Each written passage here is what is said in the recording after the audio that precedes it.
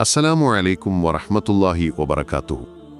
1980 തുടങ്ങി 1988 വരെ നീണ്ടുനിന്ന ഈ യുദ്ധം ലോക ചരിത്രത്തിലെ ഏറ്റവും ദുരന്തപൂർണമായ യുദ്ധങ്ങളിൽ ഒന്നാണ്. ഒരു വശത്ത് ഇറാഖിന്റെ നേതാവായ സദ്ദാം ഹുസൈനും മറുവശത്ത് ഇറാന്റെ ശക്തനായ നേതാവ് റൂഹുല്ല ഖുമൈനിയും. ഈ രണ്ട് മുസ്ലിം രാജ്യങ്ങൾ തമ്മിൽ എന്തിനാണ് ഇത്ര വലിയ യുദ്ധം നടന്നത്?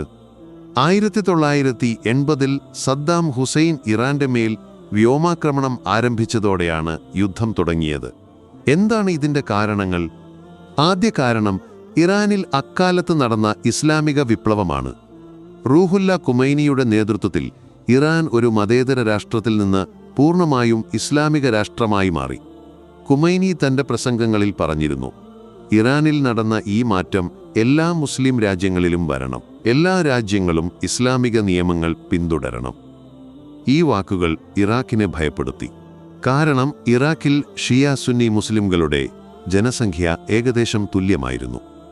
സദ്ദാമിന് ഭയമുണ്ടായിരുന്നു, ഇറാനിലെ പോലെ ഒരു വിപ്ലവം ഇറാഖിലും നടക്കുമോ എന്ന്. രണ്ടാമത്തെ പ്രധാന കാരണം ഖുസിസ്ഥാൻ എന്ന പ്രദേശമാണ്. ഇറാന്റെ അതിർത്തിയിലുള്ള ഈ പ്രദേശത്ത് ഭൂരിഭാഗവും അറബ് വംശജർ താമസിച്ചിരുന്നു. ഇറാഖ് ഒരു അറബ് രാഷ്ട്രവും ഇറാൻ ഒരു പേർഷ്യൻ രാഷ്ട്രവുമാണ്. അതുകൊണ്ട് സദ്ദാം ഹുസൈൻ ഈ പ്രദേശം തന്റെ രാജ്യത്തിന്റെ ഭാഗമാക്കണമെന്ന് ആഗ്രഹിച്ചു. അദ്ദേഹം കരുതി അവിടെയുള്ള അറബ് ജനത തന്റെ ആക്രമണത്തെ പിന്തുണയ്ക്കും. പക്ഷേ അത് തെറ്റായ കണക്കുകൂട്ടലായിരുന്നു. ഖുസിസ്ഥാനിലെ അറബ് ജനത സദ്ദാമിനെ പിന്തുണച്ചില്ല. 1979 വാഷിംഗ്ടൺ പോസ്റ്റിൽ വന്ന ഒരു വാർത്ത ഈ യുദ്ധത്തിന്റെ തീവ്രത കൂട്ടി.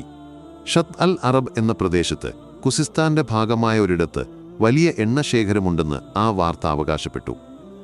ഈ വാർത്ത ഇരു രാജ്യങ്ങൾക്കുമിടയിൽ സംഘർഷം വർദ്ധിപ്പിച്ചു.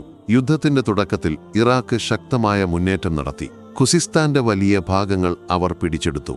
ഇറാൻ അപ്പോൾ ദുർബലമായിരുന്നു, കാരണം വിപ്ലവത്തിന്റെ പശ്ചാത്തലത്തിൽ അവരുടെ സൈന്യം തകർന്നിരുന്നു. പക്ഷേ റൂഹുല്ല ഖുമൈനി ഒരു സാധാരണ നേതാവായിരുന്നില്ല.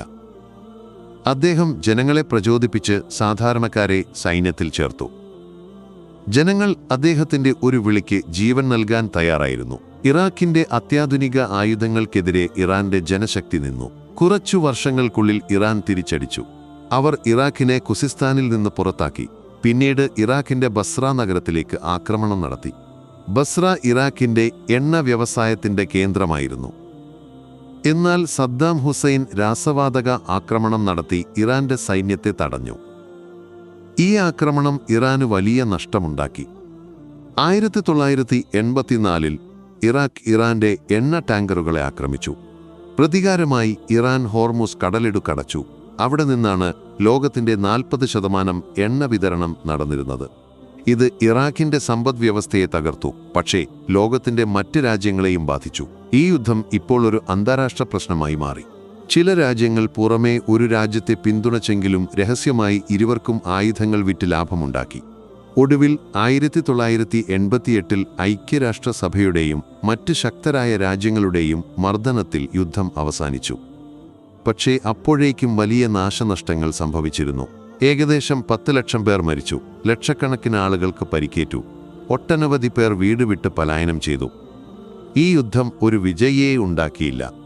സദ്ദാം ഹുസൈനും റൂഹുല്ല ഖുമൈനിയും ജയിച്ചതായി അവകാശപ്പെട്ടെങ്കിലും യഥാർത്ഥത്തിൽ ഇരു രാജ്യങ്ങളും എല്ലാം നഷ്ടപ്പെട്ടു. ഇൻട്രസ്റ്റിംഗ് ആയ ഒരു കാര്യം, 1979 വാഷിംഗ്ടൺ പോസ്റ്റിന്റെ ആ വാർത്ത ഷത്ത് അൽ അറബിൽ എണ്ണശേഖരമുണ്ടെന്ന് പറഞ്ഞത് പിന്നീട് തെറ്റാണെന്ന് തെളിഞ്ഞു. ഇത് ഒരു ചോദ്യം ഉയർത്തുന്നു, ഈ യുദ്ധത്തിന് പിന്നിൽ മറ്റ് ശക്തികളുടെ കൈകളുണ്ടായിരുന്നു? 1988 യുദ്ധം അവസാനിപ്പിച്ചവർക്ക് അത് നേരത്തെ ചെയ്യാൻ കഴിയുമായിരുന്നില്ലേ? സുഹൃത്തുക്കളെ, ഈ യുദ്ധം നമ്മെ പഠിപ്പിക്കുന്നത് യുദ്ധം ഒരിക്കലും ഒരു പരിഹാരമല്ല എന്നാണ്. അല്ലാഹു സുബ്ഹാനഹു വ തആല ലോകത്ത് സമാധാനം നിലനിർത്തി തരട്ടെ. ആമീൻ.